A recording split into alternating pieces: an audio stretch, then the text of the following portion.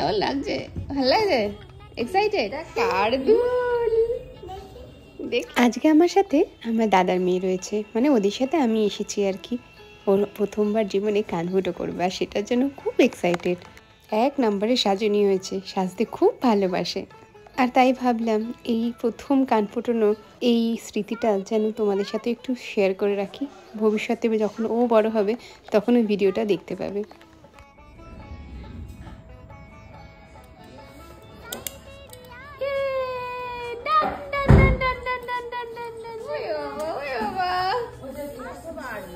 দুটোর মধ্যে একটা হবেই হবে, আমি শিওর।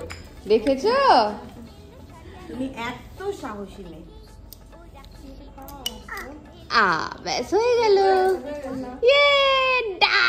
দুটো কানে দুটো যাবে না, যাবে, কোনো ব্যাপার না। ও বাহ।